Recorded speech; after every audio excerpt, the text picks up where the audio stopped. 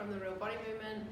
Following my post yesterday, I got some really cool feedback from one of our clients who actually thanked me for, she called it the painful stretch, and some work we did on her feet, just in regards to getting her into a better position for, yes, animal flow, but some ground-based training, but also getting her squat a little deeper as well. And I thought I'd just follow on from that and just explain the method in our madness. So we do look at the feet right from the point of assessment for all our PT clients. And we look at that because a lot of stuff stems from the feet. So like glute activation comes from the big toe, right? So there's so much involved from our feet up that helps us move better. And one thing I did with her was I just wanted to know how she felt sitting in some different situations and positions. So we got her on the floor, and with this, and actually we touch on this a little bit in our primal classes as well, when we're warming up and doing some breathing to fire up and upregulate the system. And basically, we often ask clients, like, can they sit back on their toes, their knees on the floor and their butt and heels touching? A lot of people can't.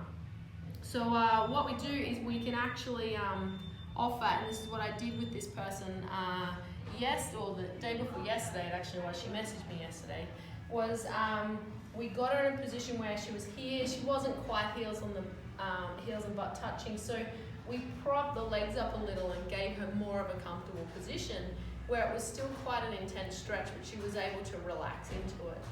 So it could be this stretch. I'm actually quite comfortable in this stretch here because I am much better in dorsiflexion and deep squat positions. Mine is more plantar flexion, so I'm a little more uncomfortable in, say, like a Japanese seat.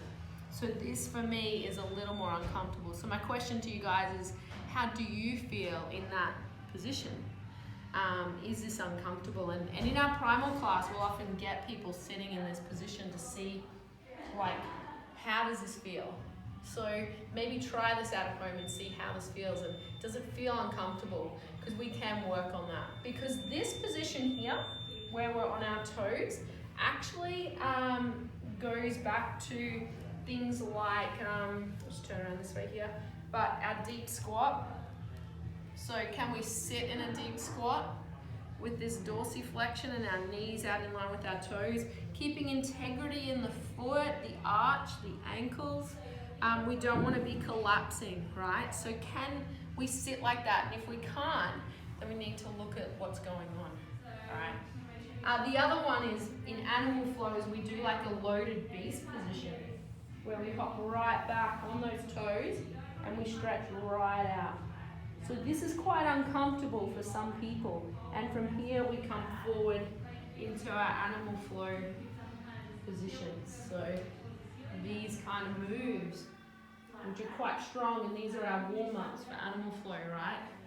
So what I did is to work on this with that client was I did some myofascial release on the feet, and obviously that's a whole nother video, but we went through and did some release work with the ball, and then we actually just went into that stretch and started to let her sit in that and sit there for a while and stretch out the feet. But obviously we need to modify it sometimes if there's a bit of intensity there. So I guess my question to you is, do you have a seat that you're more uncomfortable in? And how deep is your squat? Because we should be able to sit in a deep squat. And if you can't, then obviously this is something we can work on as well. So if this is of interest to you, we can help you out with this as well. So there's a lot of benefits then to being able to move well. So if we can get ourselves in that deep squat, you know, you look at posture when we're sitting here and say looking at our phone, right? This is better than sitting on a chair.